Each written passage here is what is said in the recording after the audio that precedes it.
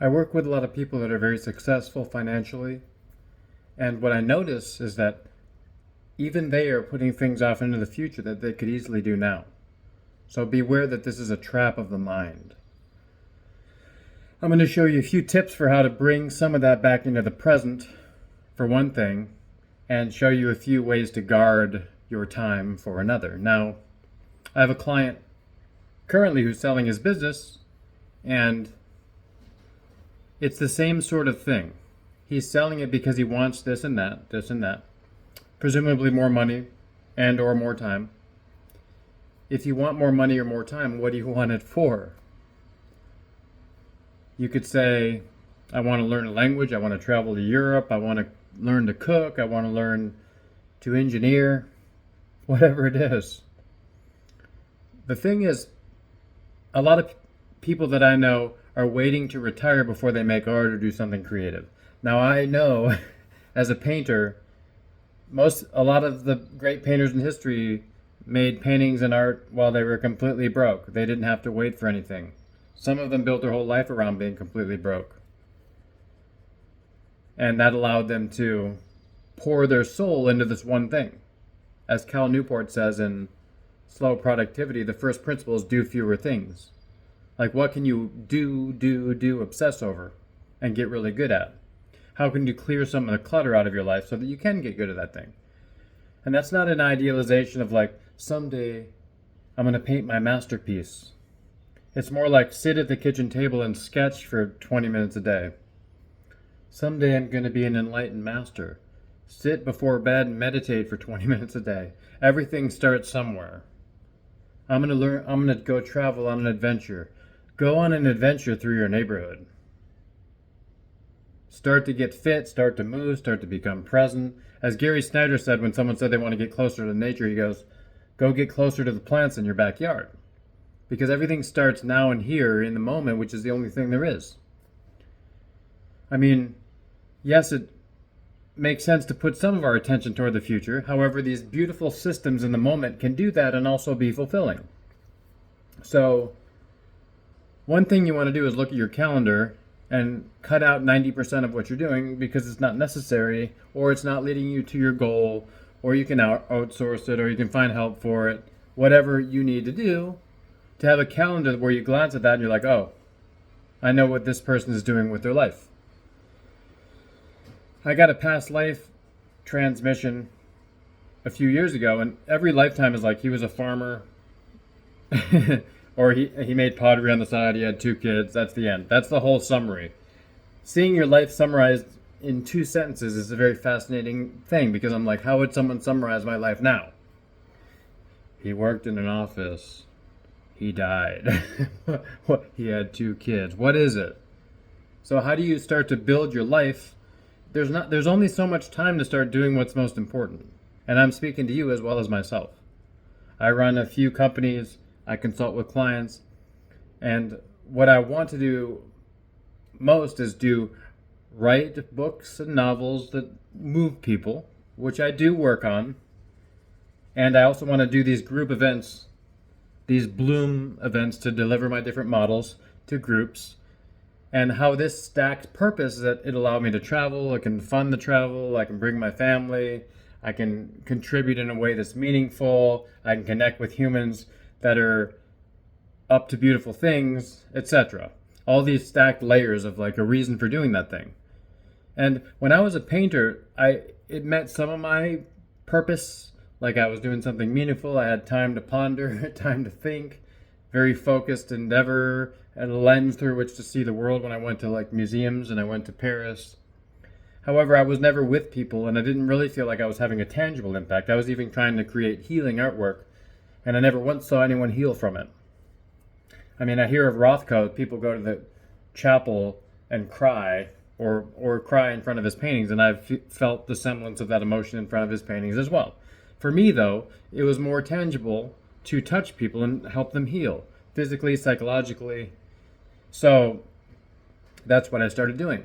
Now, I couldn't plan exactly to do just that. I had to invite the ocean to break my neck so that I could get onto this path of embodiment and healing and meet the somatic lineageless shaman and these other people that showed me all these beautiful techniques and tools that I kind of reframed in what I do now. The point being, you've been guided in your life. The hour is getting late. Use that guidance, grab the threads, put them together, do what you're here to do. I wonder how many people are on their deathbed regretting that they kept putting off what they needed to do most in this world. Many of them, if not most. A few, though, lived fully. It's like live each life experience so fully you burn up like a clean ash, to paraphrase Suzuki from Zen Mind, Beginner's Mind.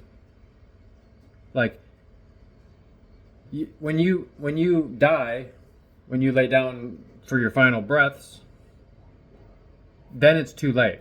Right now, it's the perfect time.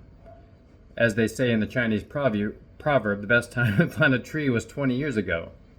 The second best time is now. People see that phrase so many times they don't even think about it. But it's literally the case. People dream of having these big, lush, beautiful trees, and they won't plant them because they're looking around for big, lush, beautiful trees. And then they stay in the same place for 20 years anyway. You see what I mean? So you're already holding all these seeds, put them in the ground, start doing what matters most. Like if you had infinite time and infinite money, and what would you do? If you knew you could not fail.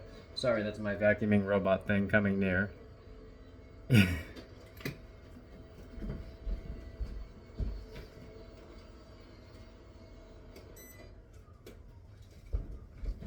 Because the answer to that question is what you need to do. I was reading a book, Profit First, recently, and sometimes a business's greatest blessing is when their funds fall short because they have to figure out other ways to do things. It's the same with you. I need 5 days off a week to paint all day. When you can't even paint for 3 hours straight. I mean, I using this painting metaphor because a lot of my friends like dreamed of being artists, and when you give them time, one even won like a massive amount of money in a lottery, they still couldn't paint because they haven't trained themselves to be in the moment like that with that level of intensity. So that's a way to pull what is mistakenly in the future with this someday mentality into the moment, into your body. Breathe, feel the sensations. The sensations connect to your spiritual body, your etheric body. And that's what's most real. So I want to ask you that again. If you had infinite time and money, what would you do? Do you just want those things because they're status, because someone says you should? That could be the case. Like what is enough for you? And if you had this quote unquote enough, what would you do with it? what would it allow you to do? What would it free you up to do? And then start doing those things. Find that nature in your backyard. Sit down and do the sketches. I had a mentor who was a watercolor artist, and he said for many years he was a construction worker, and he'd do a watercolor at lunch. He liked to do the watercolor while he was hungry. He painted better. It was his time. It made the whole day meaningful. He got his rest and his respite. His soul was nourished. Isn't that a beautiful story? So there's also a business podcaster that records 15 episodes a day for 2 days, and then he delegates all like the cutting up and stuff, and he takes the other 28 days off. So supposedly this is the most downloaded podcast on Apple. Now, what does that mean? The thing you're putting off is the thing, could you do it in 2 days? Like Paul Gauguin painted on the weekends when he was a banker. And Rousseau was also a Sunday painter, as they called it, as sort of an insult. So what could you do within the scope of your life now? And what could you do if you give up TV or Netflix or whatever, social media or whatever's sucking your time away like a vampire? Particularly if you give up those things, what will you be freed to do, to create, to believe about yourself? So isn't that powerful and beautiful? So I'm going to make a pledge with you now.